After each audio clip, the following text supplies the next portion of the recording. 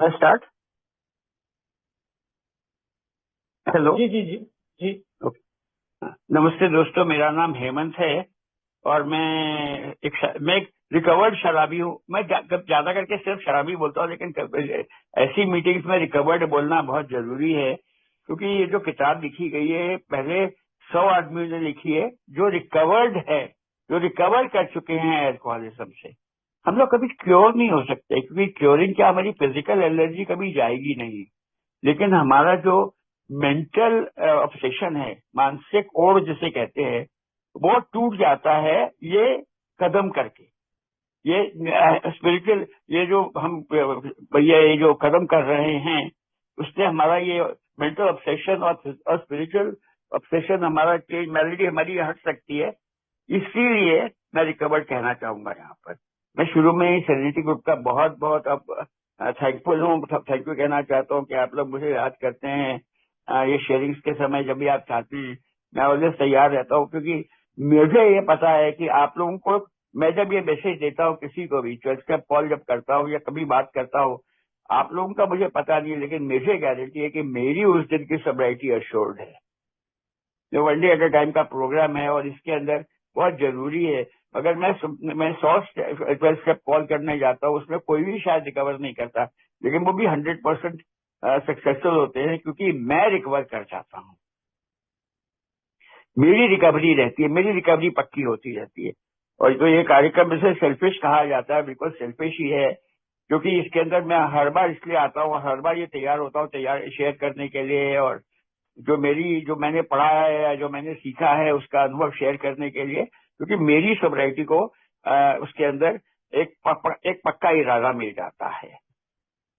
मैं सुधीर जी को भी शुक्रिया कहना चाहता हूँ, क्योंकि जैसे उन्होंने कहा 15 जनवरी को मेरे को याद आ जाती है कि यार हेमंत बस और 6 महीने और 5 महीने निकाल ले या 6 महीने निकाल ले, क्योंकि मेरी डेट ऑफ सोब्रिटी है 16 जुलाई, और हर बार 15 जनवरी को मुझे याद आती है। सुधीर जी की तो याद आती है, और साथ में कि मेरे भी बस अगर मैं चलता रहा जैसे मैं चल रहा हूँ तो हो जाएगा। जैसे आज अगर मैं 32 दिन मैंने नहीं पिया और मैं जिंदा रहा तो मेरे भी 29 साल हो जाएंगे। खैर, ये सब कहने के बावजूद देखो, हम स्टेप के बारे में बात करते हैं। मैंने ही अल्कोहलिक्स एनोनिमस में एक बहुत बड़ी चीज सीखी है दोस्तों, तो वो ये है कि मुझे हर शब्द के अंदर महत्व ढूंढना है। मेरा जो पहला स्पॉन्सर था जो है, उसने मुझे मेरी बुक में से एक भी लाइन अंडरलाइन, एक भी वर्ड अंडरलाइन नहीं करने दिया। और मैं जब देखता था, मैं जिस ग्रुप में जाता था, बाकी सब इतनी इतनी हेवीली अंडरलाइन बुक्स होती थी उनके पास में। इन्होंने मुझे एक दिन कहा था, मैंने कहा ये क्या है जो आप मुझे क्यों नहीं करने देते हो? तो जो ने मुझे जवाब दिया था कि हेमंत तू एक वर्ड निकाल दे पूरी बुक में से जो इम्पोर्टेंट नहीं है, और उसके बाद देखो जितना अंडरलाइन करना है कर लेना। तो हर शब्द का महत्व है बिग बुक में। इसी तरह अपन 12 स्टेप की जब बात करते हैं तो 12 स्टेप के अंदर हर वर्ड का महत्व है। मैं मेरी कहानी नहीं बताऊंगा, क्योंकि मेरी कहानी भी वैसे ही है जैसे आप सबकी है। मैं भी गटर में गिरा हूं, मैं भी शराबी था, मेरे भी हाथ हिलते हिलते थे, मेरा भी हैंगओवर था, सब कुछ, लेकिन आज नहीं है। आज मेरी लिखा है the bottles are only a symbol of my deep underlying unhappiness. आज वो बॉटल्स मेरी डीप अंडरलाइंग अनहैप्पीनेस निकल गई है, तो बॉटल्स का सिंबल भी टूट चुका है। आज मैं हैप्पी जॉयस और फ्री हूँ। जो ये संस्था में, जो ये हमारे कार्यक्रम का करने का, और एक ये इसलिए हूँ कि मैंने पूरी तरह से कोशिश की है। सक्सेसफुल कभी 100% कोई नहीं होगा, मैं भी नहीं होगा। प्रोग्रेसिव है, प्रोग्रेशन, परफेक्शन नहीं है। तो मैं कोशिश की है मैंने कि मैं ये कार्यक्रम पे अमल करूं और चल सकूं। इनके जो बताए हुए इरादे हैं, बताए हुए कदम हैं, ये 12 स्टेप्स जो इन्होंने बताई हैं, उसके ऊपर मैं अमल कर सकूं और चलता जाऊं। यही चीज मेरे को करते रहना है जिंदगी भर। तो क्या लिखा है word, having had a spiritual awakening. देखिए, कई शब्द मैं ना इंग्लिश में बोलूंगा दोस्तों, क्योंकि अगर मैं आपको हर बार आध्यात्मिक जागृति बोलने लगूं तो मेरे से मैं वही रह जाऊंगा और आगे बात नहीं कर पाऊंगा। तो कई ऐसे स्पिरिचुअल अवेकनिंग इतना इजी है मेरे लिए कहना, तो वो मेरे साथ बेयर करिए। लेकिन मैं मेरी शेयरिंग हिंदी मीटिंग है और मैं हिंदी में ही करने की कोशिश करूंगा। Having had a spiritual awakening as a result of these steps. तो पहले स्पिरिचुअल अवेकनिंग क्या है? वो वो समझना पड़ेगा। उससे पहले ये समझना पड़ेगा as a result of these steps, ये स्टेप्स हैं क्या। अल्कोहलिक्स एनोनिमस में लिखते हैं कि ये बहुत प्रिसाइज प्रोग्राम है, एक जीपीएस है। ये जो कार्यक्रम है एक जीपीएस है दोस्तों। जीपीएस का मतलब है कि मेरे को अगर जैसे यहाँ से बॉम्बे से निकलता सुधीर जी के घर उतरना है, तो मैं एक बार एनडीएलएस पहुंच गया, न्यू दिल्ली रेलवे स्टेशन पहुंच गया, पहाड़गंज की तरफ निकला या दूसरी तरफ निकला, मुझे सिर्फ टैक्सी वाले को जीपीएस देना और सुधीर जी का घर मेरे पहुंच जाऊंगा। मुझे रास्ते में 10 आदमियों से पूछना नहीं पड़ेगा, उनके मैसेजेस समझना नहीं पड़ेंगे कि लेफ्ट जाओ राइट जाओ वहां करो, ये कुछ नहीं। मगर सिर्फ ये भी इसी तरह का एक प्रिसाइज जीपीएस है। ये मतलब नहीं है कि और रास्ते नहीं है सोब्राइटी मिलने के। अगर आपको मिलते हैं तो you are more than welcome, लेकिन मैंने ये प्रिसाइज प्रोग्राम फॉलो करने की कोशिश की है और मुझे ये जीपीएस ने एक ऐसी जगह पे पहुंचा दिया है कि आज मैं आप लोगों के सामने शेयर कर सकता हूं कि मैं हैप्पी जॉयसर फ्री हूं। और यही एक लक्ष्य होता है हर इंसान का कि मैं आज की जिंदगी सोबर, हैप्पी एंड अनअफ्रेड जियो, बिना डरे हुए।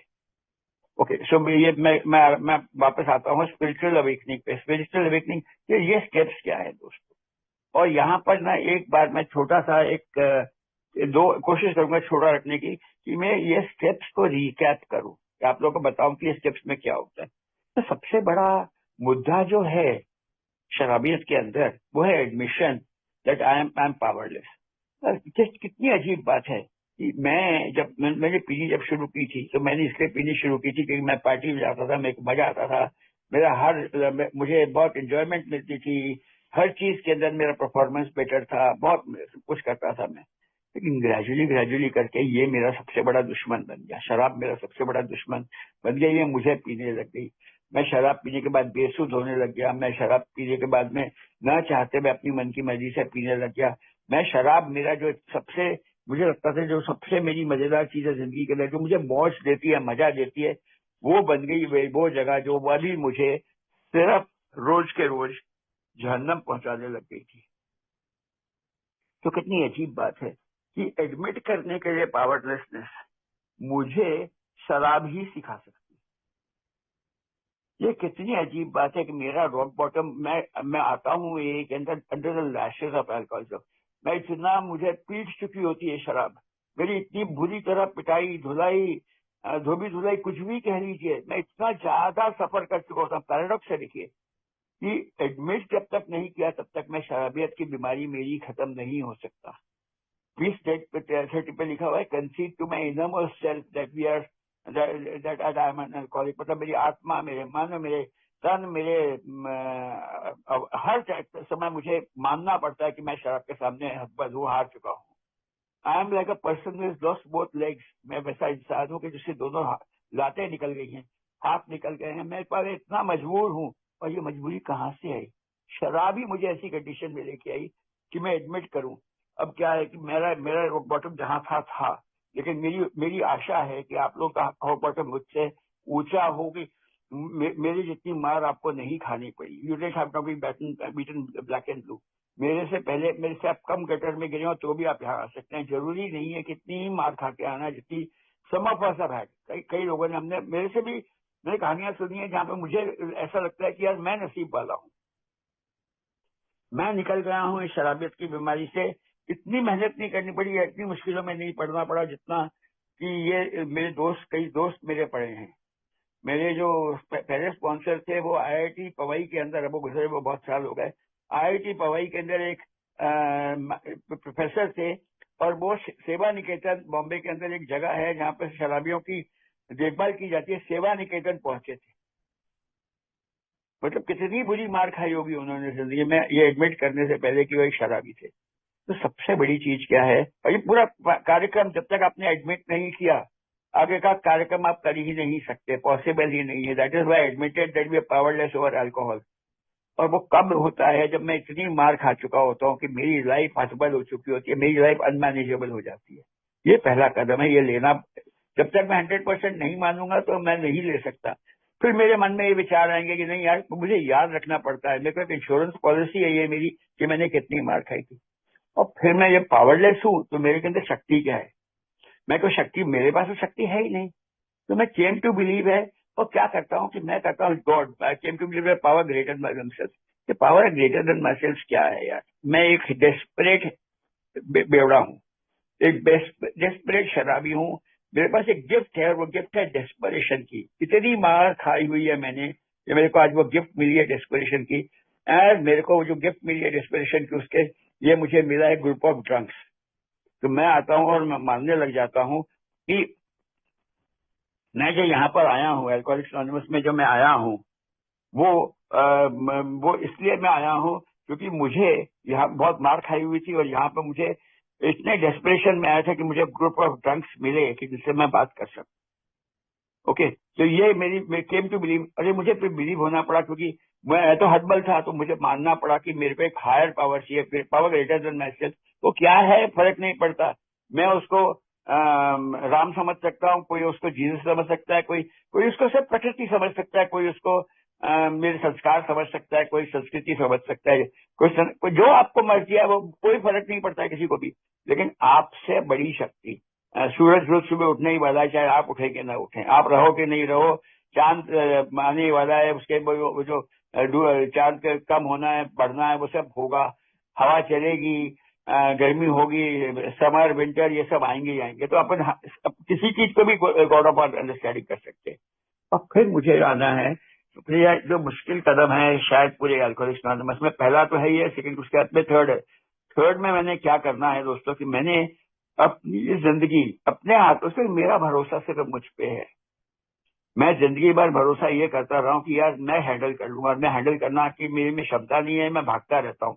मैं मैरिज टू लाइफ हूँ, मैं भागता रहता हूँ रियलिटी से। तो मैं ऑलवेज, मैं किसी कंडीशन में ही नहीं रहता हूँ कि मैं ये कर सकूं। तो अब मेरे को ये करना है कि नहीं हेमंत, तू नहीं हैंडल कर सकता, भगवान को हैंडल करने दे।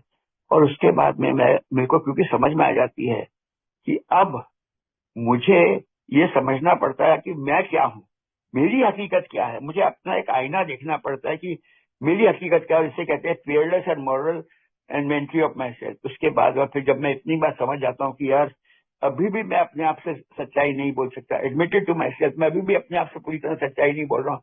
भगवान तो समझते ही है ना। तो फिर मेरे को सुधीर जी जैसे किसी दोस्त के साथ बैठ के शेयर करना पड़ता है कि यार सुधीर जी, ऐसे मेरे को जो के साथ करना पड़ा था कि जो भाई मेरी ये तकलीफ है, मैं ये हूँ, मेरी हकीकत ये है, मैं एक झूठा हूँ, एक लायर हूँ, एक मैंने हलकट हूँ। जो जो है मेरे बारे में मुझे अपना पूरा चिट्ठा, खुला चिट्ठा उनके सामने रखना पड़ा था। यहाँ पर एक और चीज बोलूंगा कि 12 ये अपनी हाउस बॉक्स में लिखा हुआ है जनरली। अगर मैं मीटिंग में शेयर करता हूँ, जैसे अभी शेयर कर रहा हूँ, तो मैं ये नहीं शेयर करूंगा कि मैंने स्पेसिफिकली क्या क्या किया था। मैं अपने अगर अपने आप को बेवकूफ बोल रहा हूँ मैंने क्या क्या गलतियां की थी, तो मैं आप लोग को बताने की मुझे जरूरत नहीं है। लेकिन मेरे स्पॉन्सर से मुझे इन डिटेल शेयर करना बेटा। अनदर ह्यूमन बीइंग, एक और ऐसा इंसान होना चाहिए जिसके साथ मैं कोई भी मैं अपने बारे, कोई भी अपनी जिंदगी का पहलू नहीं छुपाऊं। ये भरोसे से होता है और ये भरोसा मिल जाता है क्योंकि लकीली इनफ हमारे एरिया में बहुत सीनियर मेंबर्स हैं जो उसमें हमारे साथ हैं। कोई ऐसा काम नहीं है दोस्तों जो मैंने किया है जो किसी और ने नहीं किया। मेरे स्पॉन्सर ने, my sponsor has been there, done that, seen that. Then आता है 6 स्टेप। मैं कभी तैयार, इंटायरली रेडी, मुझे सिर्फ तैयार होना है। यार मेरे पास बहुत कैरेक्टर डिफेक्ट्स है, मेरे पास गुस्सा बहुत है, मैं डरपोक बहुत हूँ, मेरे को लेजी बहुत हूँ, मेरे पास 1000 कैरेक्टर डिफेक्ट है। मुझे सिर्फ ये कहना है, मेरे को लिस्ट नहीं बनानी जरूरी कि कौन से कैरेक्टर डिफेक्ट, वो मेरे हाथ में है ही नहीं। मैं गुस्से वाला बहुत हूँ, तो मैं तो ये चाहूंगा कि भगवान सबसे पहले मेरा गुस्सा हटा दे। लेकिन उससे पहले भगवान, हो सकता है भगवान की मर्जी है चूज करना है, उनको तो मेरे कैरेक्टर डिफेक्ट सब पता है। उन्होंने चूज किया कि नहीं, मेरा लेजीनेस पहले हैंडल करेंगे कि मैं मीटिंग्स में जाना ज्यादा शुरू कर दूं, मैं मीटिंग्स में जाना ज्यादा शुरू कर दूं। हो सकता है भगवान वो चाहेंगे, तो मैं वो नहीं कर।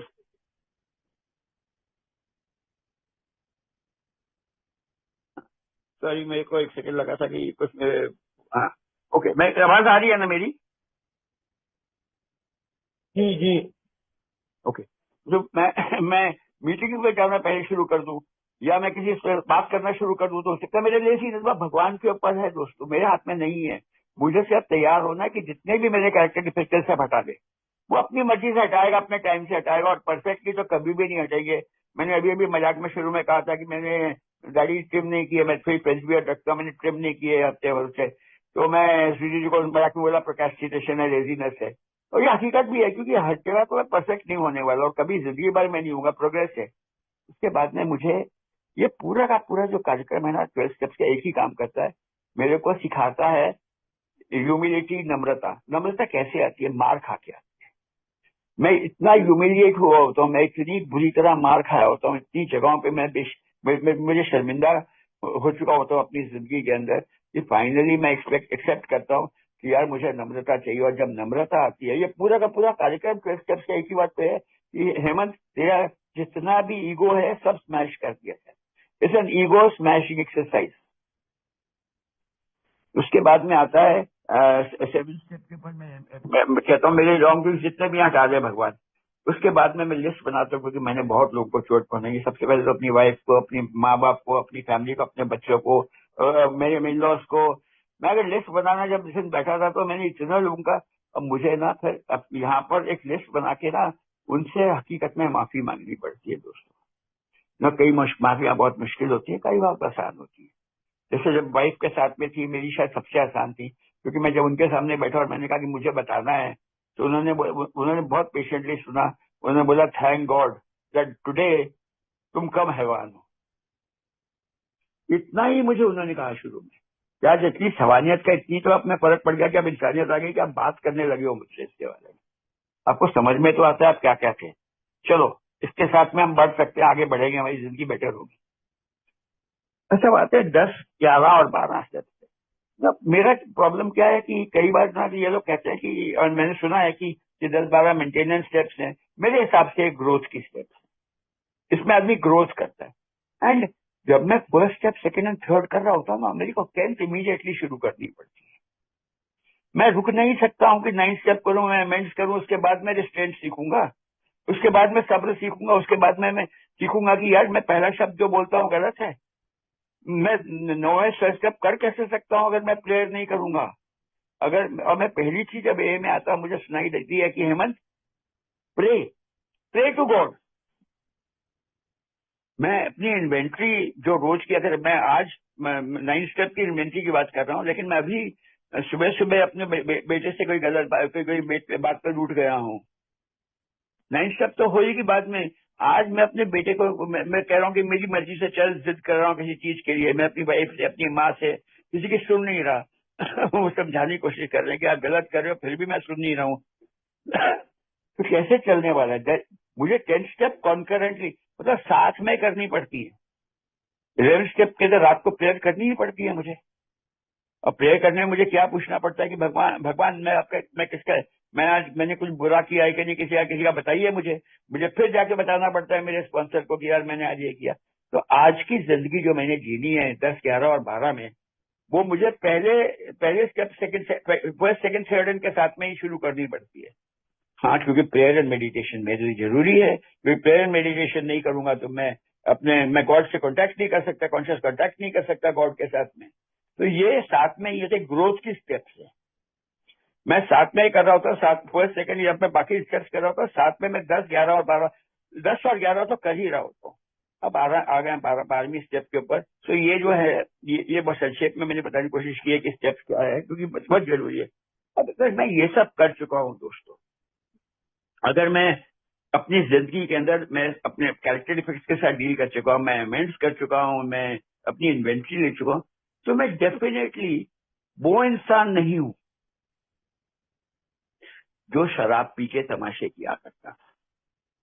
वो परिवर्तन हो गया है मुझसे। मेरा परिवर्तन क्या है?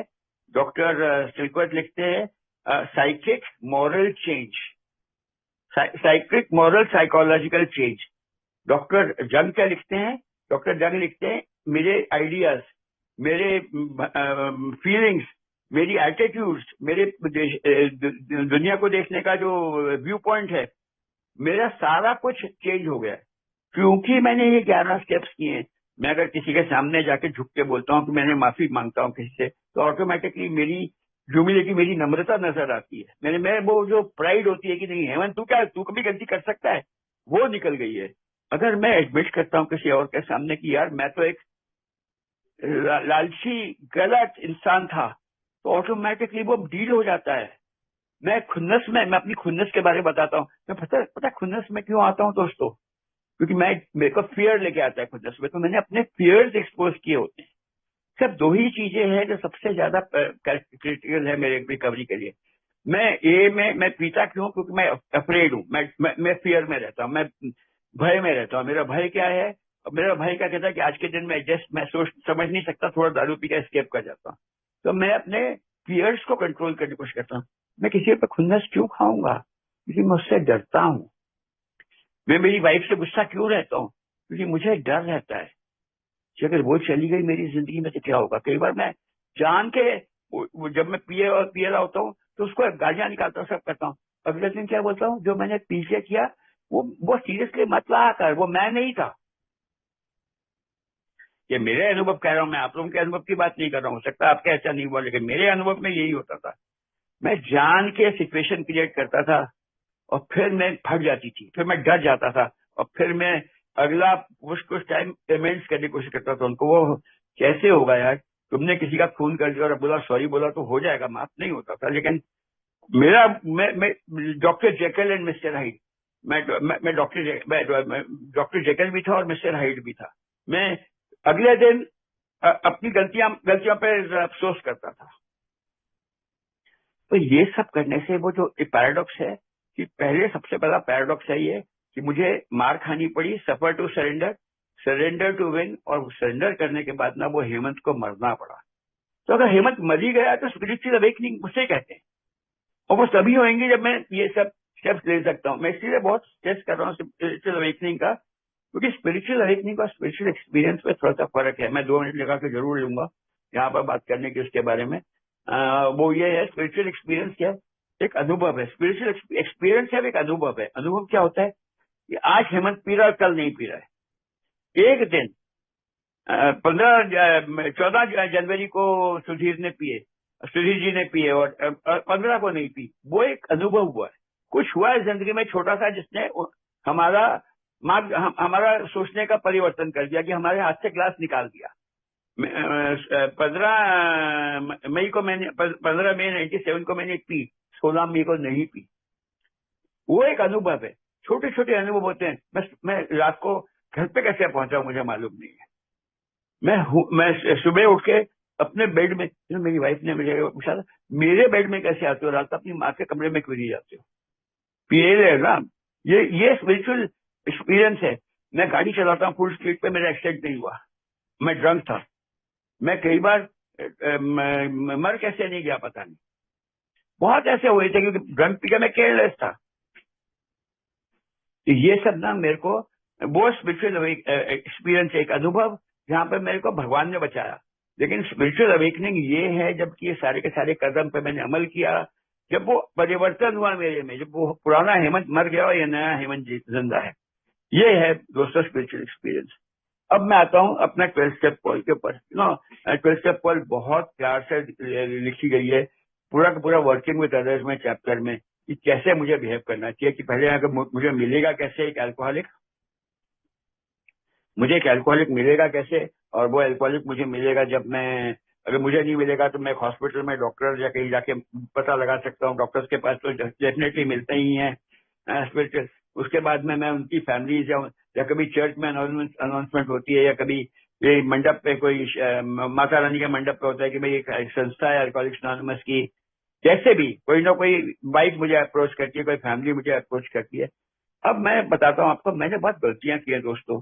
मेरे को कोई बोलता था ये आदमी शराबी है, मैं चल पड़ता था उसको बात करने उससे, बिना पता लगाए, बिना।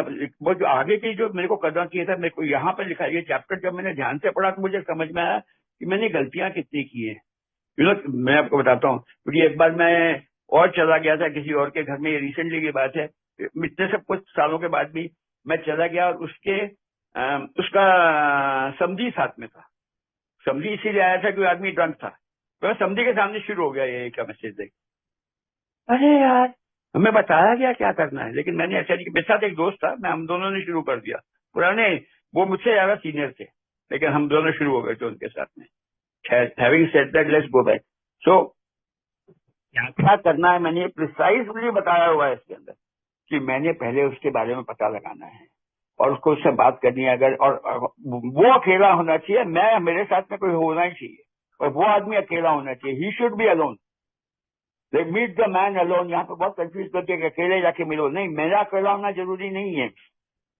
वो जो अल्कोहलिक है, मेरा प्रोस्पेक्ट है, वो अकेला होना चाहिए। उसको समझने की कोशिश करो, उसको थोड़ी सी अपनी, अगर आपको लगता है क्योंकि आपने उनकी फैमिली से सुना हुआ है और वो नहीं अगर आपसे बात करने के लिए तैयार, अगर आप कहते हो कि मैं एक अल्कोहलिक से आया हूँ, एक बार मैं गया था एक अल्कोहलिक को मिलने, वो एक सैया लेके आया मुझे मारने के लिए, हम निकल गए वहां से। सब ज्यादा तैयार ही नहीं है सुनने के लिए, तो क्या फायदा, क्या बात करनी है मैंने। इस तरह मैं निकल गया वहां से। तो मेरे को उसके बाद उससे पूछ के जाना है उसको तैयार, और तैयार करने के लिए उसको ना, कई बार मैं उसको बोलूंगा यार मैं एक शराबी हूँ, तो वो कहेगा I mean I drink too much, तो उसको बताना पड़ता है यार पता है ना मैंने ऐसी बेवकूफी की थी, मैं ऐसे गटर में गिरा था। लेट्स हिम शेयर, उसको अनुभव होना चाहिए कि यार ये जो कह रहा है मेरी भाषा बोल रहा है, मैं उसको उसको मुझसे बुलवाना है। फिर मेरे को उसको बताने की कोशिश करनी है कि यार मैं ऐसा था आज से 10 साल पहले, आज से 29 साल पहले, आज से 5 साल पहले, आज से 2 साल पहले, लेकिन अब मुझे उसको अब वो और मुझे ये प्रोग्राम मिला है। ये सब लिखा हुआ है बुक के अंदर, ये मेरे को इतना बोलने की जरूरत नहीं है, बिकॉज अगर आप पढ़ेंगे वर्किंग विद अदर्स आप देख लेंगे पूरा का पूरा पैटर्न है। मेरे को उसको कुछ छुपाना नहीं है, उसको स्पिरिचुअल गॉड के बारे में बात करनी है कि मुझे भगवान कैसे मिले, सब बताना है, लेकिन धीरे धीरे, फोर्स नहीं करना है अपने आप को उसके ऊपर। उसको खुद को इतना करने दो कि वो आपको वो आगे से पूछना शुरू करे कि यार कैसे आपने रिकवर किया है, आपका अनुभव सुन के उसके ऊपर प्रभाव हो, और कोई जल्दी नहीं, कोई फोर्स नहीं करना, उसको आर्म ट्विस्ट नहीं करना है। और ये सब बहुत जरूरी, ये सब इसमें बुक में बहुत क्लियरली लिखा हुआ है, मैं इसके ऊपर नहीं बहुत ज्यादा टाइम स्पेंड करूंगा क्योंकि बुक बहुत क्लियर है इसके अंदर। और जब सामने वाला मेरे वो समझता है कि ओके ये मेरी भाषा बोलता है, क्योंकि मुझे दुनिया के अंदर, जब मैं नया नया आया था, ए के अंदर आया था, तो मेरी वाइफ या मेरी पेरेंट्स, जब मैं नया आने से पहले मेरी वाइफ बोलती है कि आप ऐसे क्यों पीते हो, कल तक तो आप ऐसे नहीं पीते थे। मुझे समझ ही नहीं आता मैं क्यों पीता, अगर मुझे पता होता थोड़ी मैं ऐसे पीता। कोई दोस्त बोलता है हेमंत तू 2 पैक पी के रुक क्यों नहीं आता, पहले तो रुक जाता था। मुझे क्या पता यार, मेरे को नॉन अल्कोहलिक्स की भाषा ही समझ में नहीं आती है। जिस तरह मुझे नहीं आती है वो सामने वाले अल्कोहलिक को भी नहीं आती है। तो मुझे जब वो समझता है कि आई स्पीक हिज लैंग्वेज, मैं उस अल्कोहलिक की भाषा बोल रहा हूँ, तो वो मुझसे शेयर करेगा, तो उसको समझ में आएगा। लिखा है पेज 18 के ऊपर, when the next page 18, 19, 20, when the next alcoholic speaks, he speaks, he understands। मैं उसको बोलता मुझे नहीं पता था मैं क्यों पी रहा हूँ, तो मुझे भी नहीं पता है, मैं पी के ड्रंक हो जाता था, हाँ मैं भी होता हूँ। ये है, इस तरह की भाषा हम लोग बोलते हैं एक दूसरे से। ओके, ये बहुत जरूरी है प्रिसाइज समझना समझना कि हमको उनको हमारी भाषा इसलिए समझ में आती है। अब क्या होता है, कई बार मैंने एक प्रोस्पेक्ट के साथ में बहुत काम किया होता है, बहुत देर काम किया होता है, और वो प्रोस्पेक्ट ना, अब मेरा ईगो हर्ट हो जाता है। मैं कहता हूँ यार ये क्या है, सारा इतनी मेहनत की इसके साथ में, इसको लेके घुमाया, इसको मीटिंग्स में लेके गया, इसको इतना पढ़ने को दिया, इसके साथ में बिग बुक का काम किया, इसका बिग बुक समझाने की कोशिश की, इसके साथ में घंटे लगा दिए, इसको चाय पिलाई, और सारा स्लिप कर गया। तो मेरे साथ ऐसा जब पहली बार हुआ था, उस समय तक मेरे जो स्पॉन्सर थे जो गुजर गए थे, मेरा दूसरा स्पॉन्सर भी गुजर गया था। अनफॉर्चुनेटली सुधीर जी भी कहेंगे कि क्योंकि अब हम लोग तो हो गई है, एज हो गई है, तो वो भी जब हम आए थे वो लोग 20-20 साल से ऊपर थे, तो उनकी भी एज हो गई थी, तो धीरे धीरे करके because we lose that contact, प्यार दिल से नहीं कभी भी जाते। तो मेरे थर्ड स्पॉन्सर से बात हुई थी, राजू से, तो मैंने उसको बोला राजू यार मैं बहुत भड़केला था, बहुत बुरी तरह भड़का हुआ था, बहुत गुस्से में था मैं। और मैंने राजू से कहा फोन करके, मैंने कहा राजू यार what is this, I have been trying so hard with this idiot and he got gone and got drunk again.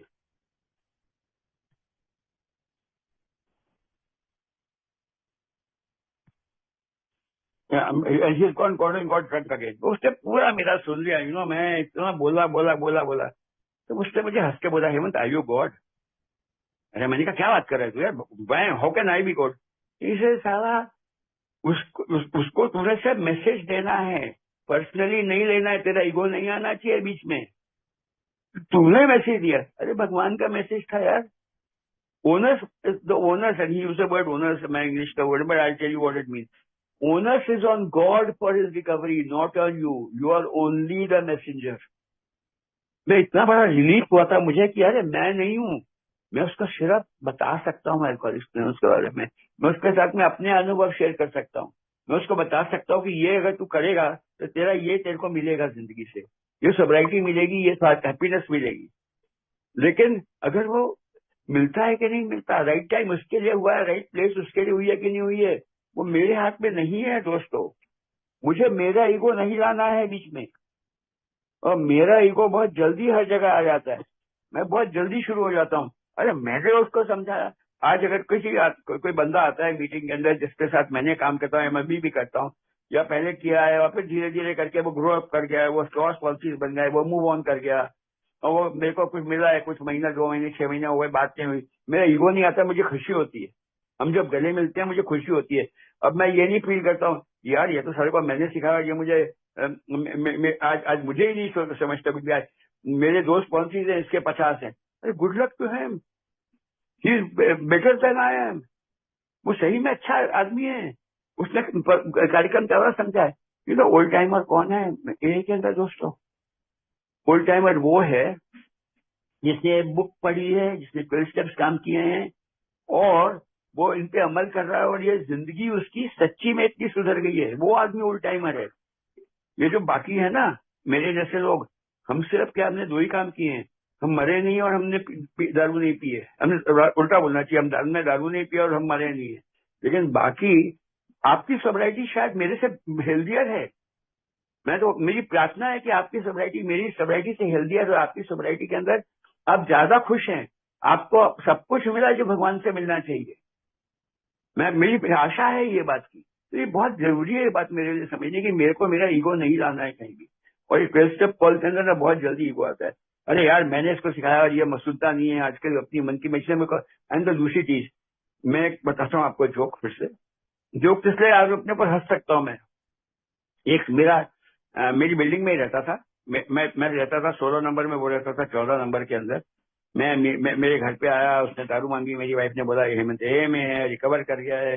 वो वेट किया उसने, मैं आया घर पे, मुलाकात हुई, उसने तब तक मेरा घर छान दिया था, उसको पता था कि मैं कौन सी मैं पॉकेट के अंदर कोट की दारू छुपाता हूँ, कहाँ कहाँ छुपाता हूँ। उसने मेरा पूरा घर छान दिया था दारू के लिए, उसको नहीं मिली। वो बैठा रहा, कहता तू कैसे सोबर हुआ? मैंने उसको बोला मैं अल्कोहलिक्स एनोनिमस गया, ऐसा ऐसा।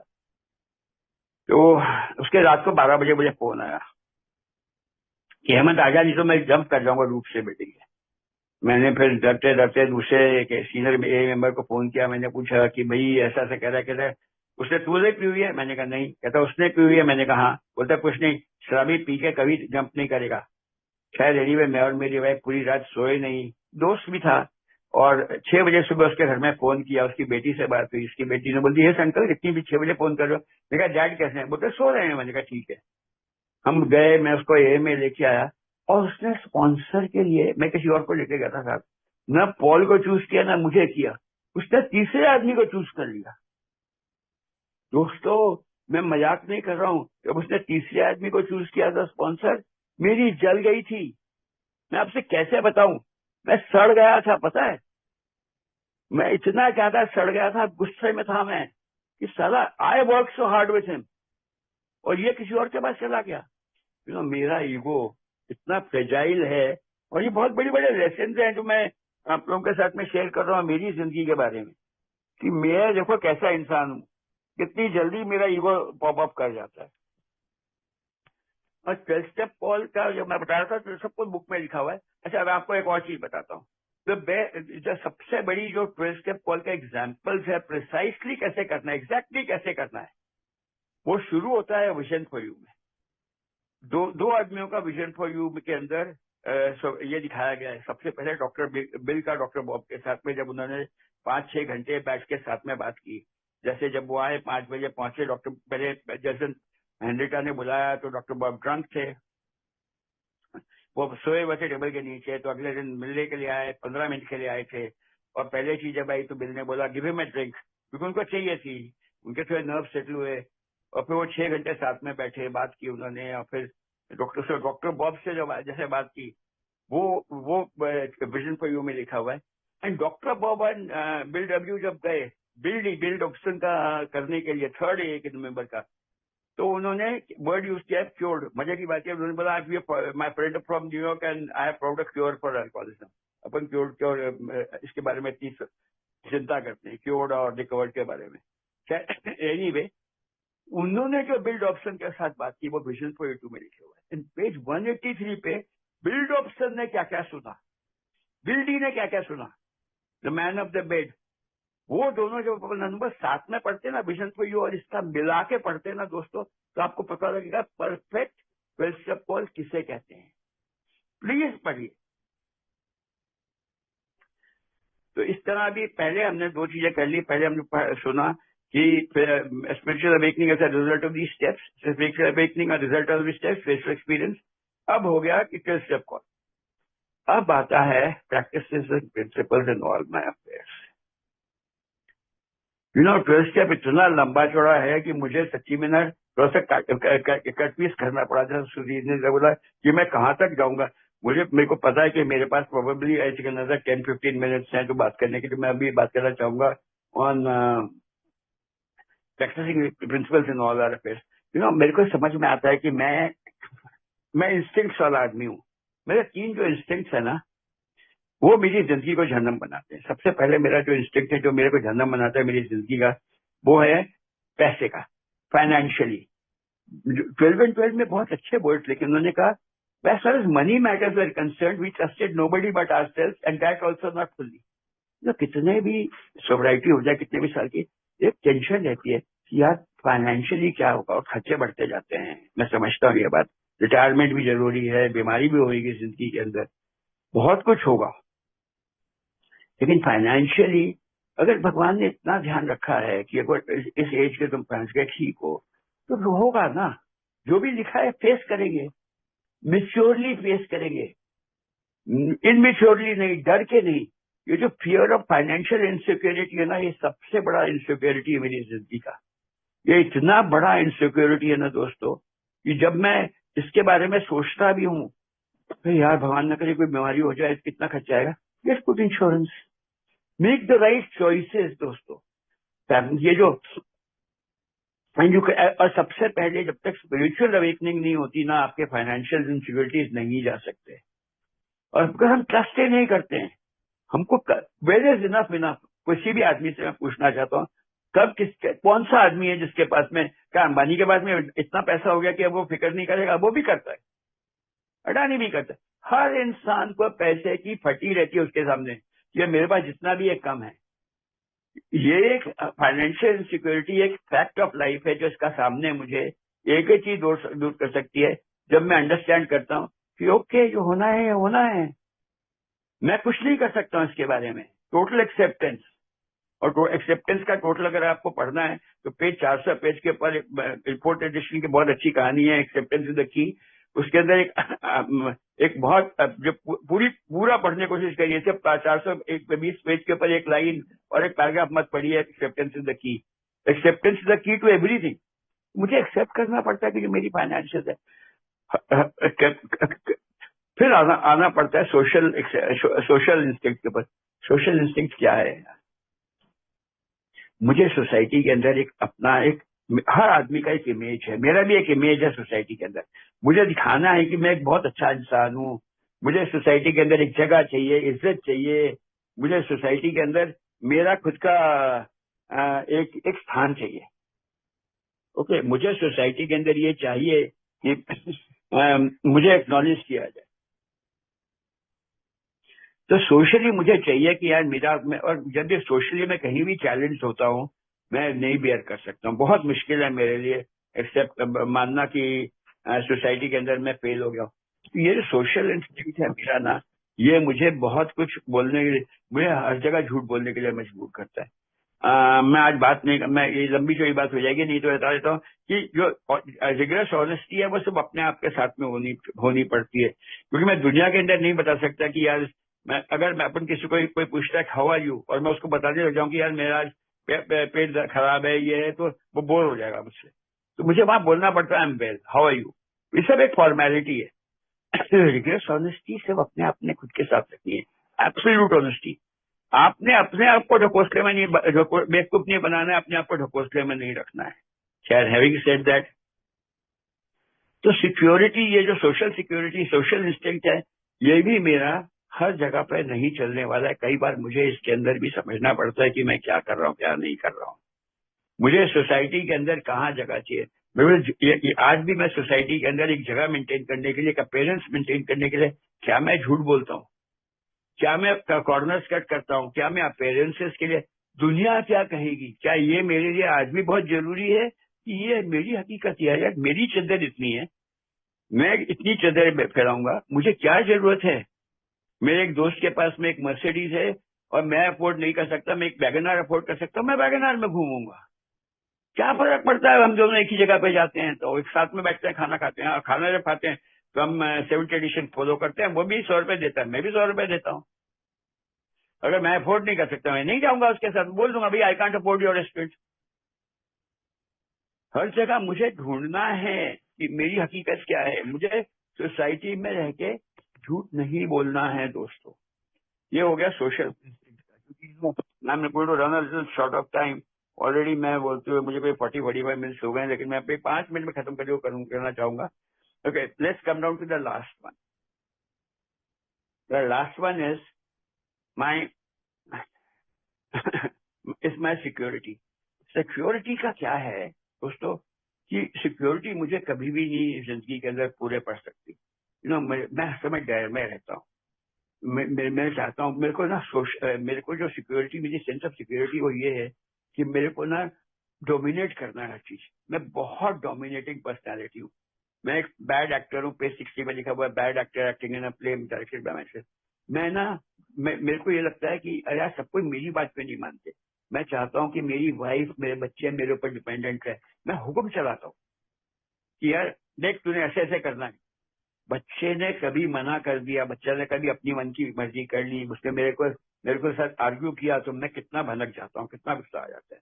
सिमिलरली वाइफ के ऊपर मुझे चाहिए सब कोई मेरी बात सुने, या मैं पूरी तरह से अपने आप को डोमिनेट होने देता हूँ। नहीं नहीं नहीं, मुझे डर लगता है कि यार अगर मैं ये इसकी बात नहीं मानूंगा तो जैसे मेरा बॉस है, मैं नौकरी पे जाता हूँ, मेरा बॉस बोलता है कि आज रात को तूने 10 बजे तक काम करना है, और रोज रात को 10 बजे तक काम कर रहा है, 100 रुपए कम दूंगा तेरे को।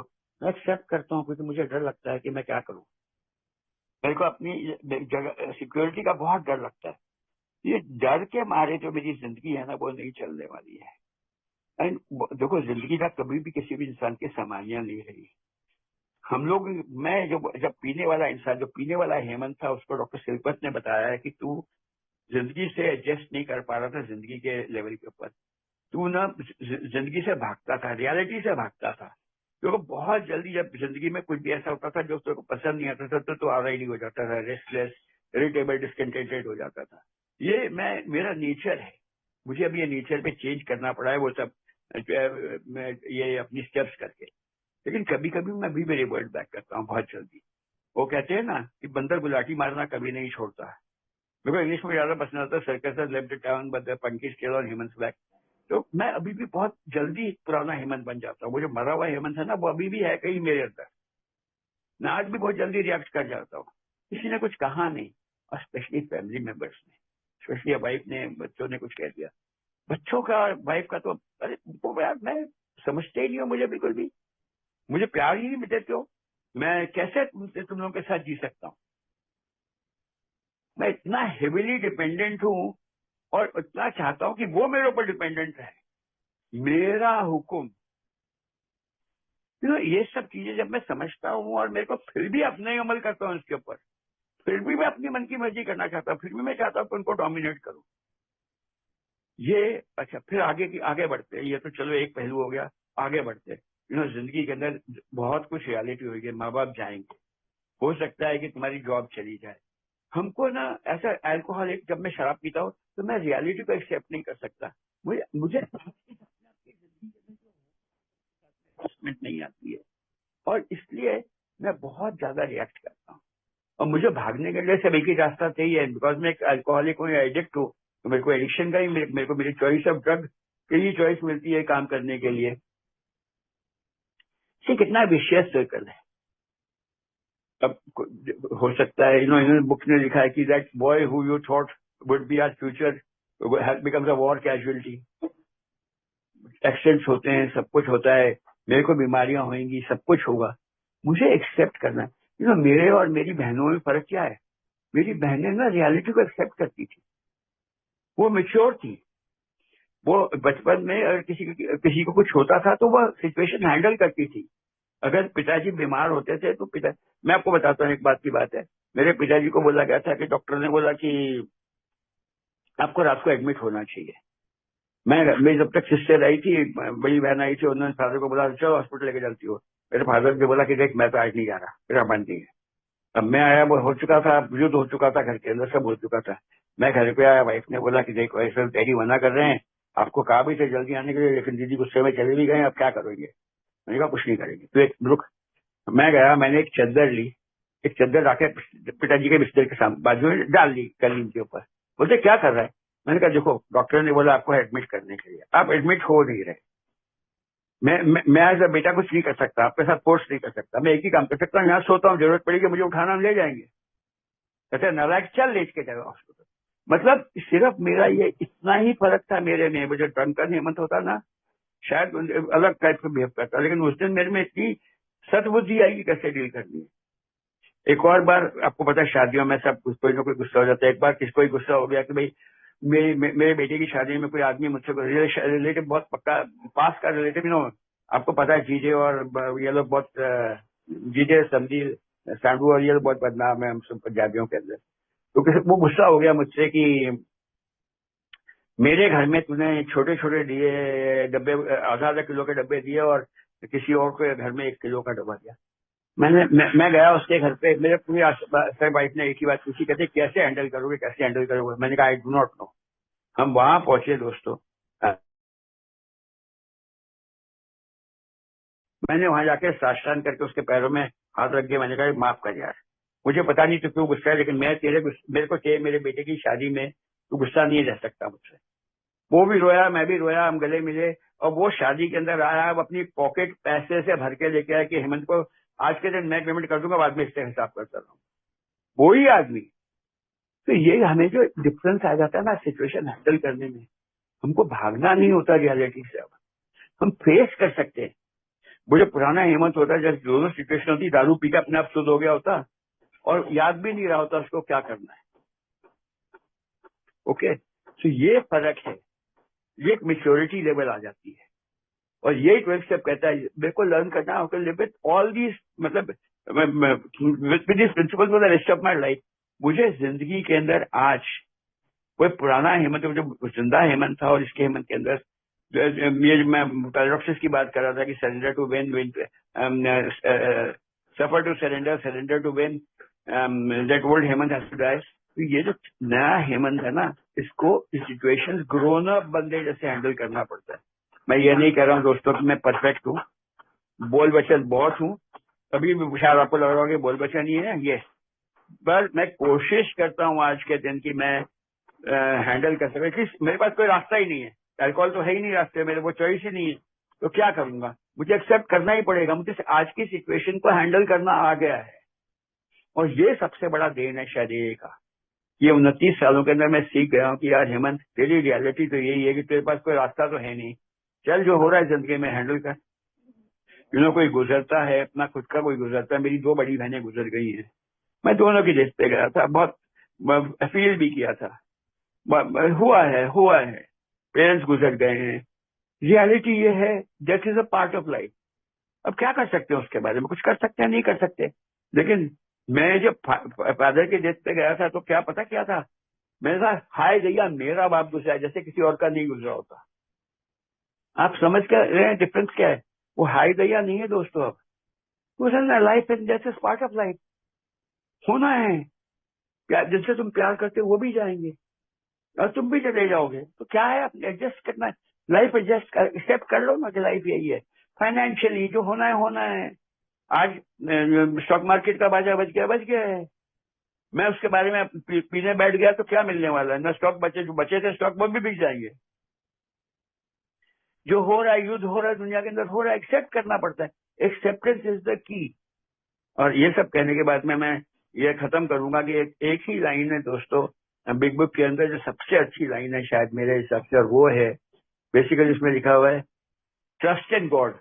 आखिर में भरोसा उसके ऊपर ही है दोस्तों, जो वहां है उसी ने मुझे निकाला है। मैं दलदल में, कचरे में, एक कीचड़ के अंदर पड़ा हुआ इंसान था, जिसको किसी ने, एक ऐसी शक्ति ने, एक हायर पावर ने मुझे हाथ देके उस शिट में से, वो कचरे में से खींच के बाहर निकाला, वो गटर में से बाहर निकाला।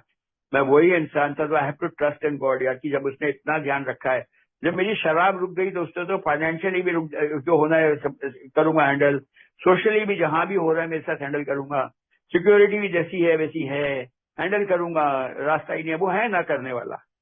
मुझे ट्रस्ट इन गॉड मेरा बहुत डीप होता जा रहा है। And the last one is work with others, जो मैं कोशिश कर रहा हूँ अभी करने के लिए आप लोगों के साथ में, जो मैंने शेयरिंग करने की कोशिश की है।